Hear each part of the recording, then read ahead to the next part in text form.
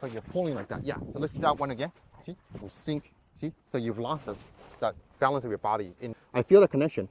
I feel that I apply floating, see, this body comes up, or I apply sinking and this body goes down. So I come here, I engage this fascia, and we sink. Yeah, you can do different things. You come again, do a technique. So I can sink you through here. Do a technique. You want to punch me, you want to trap me, do a little trapping. So yeah, as soon as there's a little bit of trapping like that, come again. See, you're floating, right? Come again, trap me again. Sinking, see, just like that. So as soon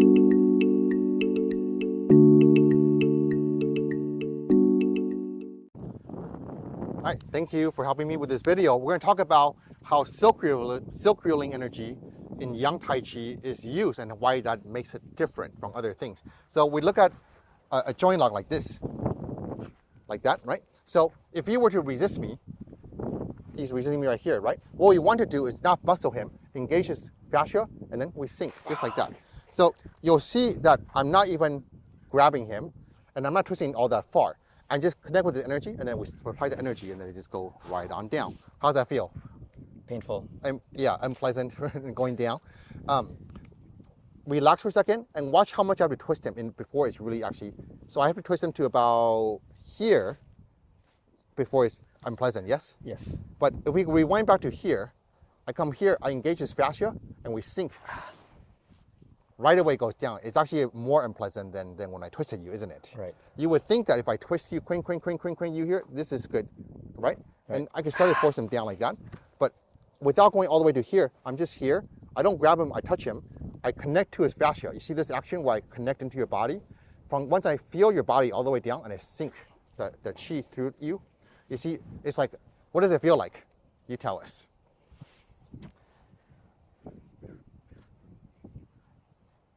I just feel like tremendous amount of pressure, and it's like a torquing, and the energy is like going to my knees. Goes to your knees, right? Isn't that kind of strange?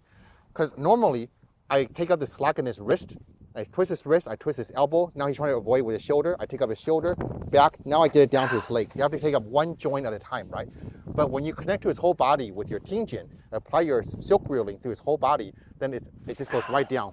It looks like everything just goes down at the same time. That's a crucial difference, and that's a crucial part of what makes it effective. Now, if you're like a resistant opponent or like a squirrely person, as I fight this, you'll run around and try and get into a good position where you might punch me or something like that. And if you get away from me far enough, you might kick me or punch me, right? So you can try that, right? Go ahead. As soon as the energy goes into you, what happens? I'm driven down. You're just driven down. Your legs just stops resisting. So that capacity to control their whole body, their balance, their footwork, and their capacity to resist is what allows this to be effective, because it gives us so much more time advantage. It makes us so much less vulnerable to your retaliation. Does that make sense? And you know, if you were to grapple me, let's say you try to do something to me, whatever technique you want for now. So you want to, yeah, he wants to. Let's come over to see. So go ahead and drag my arm like you're doing. So he's pulling on my arm like this, right? So there's this pulling like that, and that means his body's engaged with mine. There's the fascia. So through there, I apply the sinking, and then I could take his balance just like that, so he can't complete his motion. Let's come again, do the whole thing. See? You've lost it, and then we sink your body, and then we have your body where we want you to be. So anytime that you willfully try to push me, pull me, twist me, anything of that sort, you're engaging our fascia together, meaning that we have a connection. You're making it easy for me to connect with your body and apply the energy through you. So go ahead and do something to me. So you're pulling like that. Yeah. So let's do that one again. See, we sink. See, so you've lost that balance of your body in just that one little moment. Go real slow, so we'll talk through it. So he's pulling. You see this connection? So through that, I sink. So he's lost his posture, right? And then I touch him. Through this twisting, I engage. I could float him. I could sink him like we did before. And you see how his body goes down. And then we have the advantage, or we could complete this technique into where we want them to be. What is that like to have that applied as you're doing your technique? Feels like you're a solid piece of mass. Solid piece of mass. Yeah, like I feel like anything I do, I can't get out of it. Yeah. So let's do something interesting. Like, let's have you, you know, like this kind of arm lock to me. So Yeah, so you're locking me like this. So this is disadvantageous for me. And go ahead and apply pressure so I can't move. Yeah, so I'm pinned like this. But to the extent he's applying pressure, or bodies connected together, I feel the connection. I feel that I apply floating, see, his body comes up, or I apply sinking and his body goes down. So it should be your advantage. Go ahead and pin me down again. And don't line up. So he's there like this. I connect his body, I sink like this. So he has lost his leverage, and then he's lost his lock. What was that like when I applied it to you? When you should have the lock? It felt like just use leverage. Use leverage? It was like least effort on your part. Yeah, yeah. So let's have you do it. So I'm here like this. So do you feel like you have leverage? No, but you've learned this technique with me. So go ahead and rotate your arm a little bit against me and feel the fascia between us. Yeah, now don't force it. Now feel sinking pass through my body and you. Yeah. Does that feel like that's better? Yes. Then now you're on the right track, right? So that's what it's all about. Apply the lock to me again. So here, go ahead and pin me. So I have no leverage, right? But I feel the connection. I have sinking, see? And then you've lost the lock. So it's really about using a silk really to connect with you. If you were to come in and try to do like say a simple throw of this manner, right? Go ahead and do that. So from here, yeah, so I'm going to go down, right?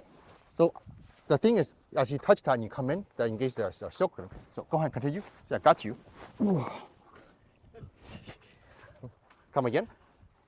See, I got you right here. So you don't actually have your leverage and your balance, and it's from here everything is compromised. From just that little bit of silk rhythm that goes through you. You felt it. What was it like? Felt like I was almost being clotheslined. Oh, being clotheslined? Yeah. And you can do different things. You come again, do a technique. So I can sink you through here.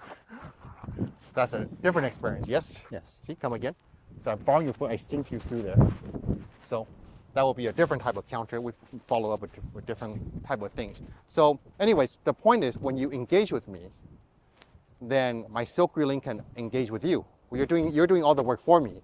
Then I just apply the energy, the floating, sinking, expanding, shrinking, whatever the right energy will be for that moment, right? And then, so how do you prevent that from happening? Is to not engage with me. That's what push hands is. It's like how to move our arms to each other, our body to each other within the non-engaged way where you're not susceptible to fascia control. But as soon as you try to, most people, as you try to do a technique, you want to punch me, you want to trap me, do a little trapping. So yeah, as soon as there's a little bit of trapping like that, come again.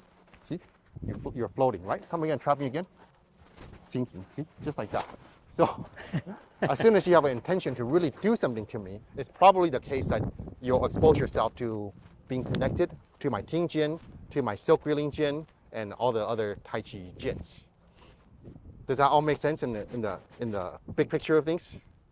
Yes. Yeah. Super like connected force. Yeah.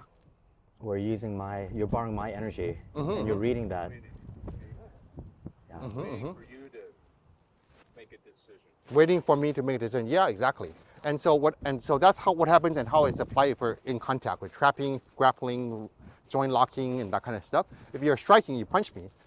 When we block him, and here I do this and I punch him, he don't block that. So we bypass that. He punches, we touch, we sink him.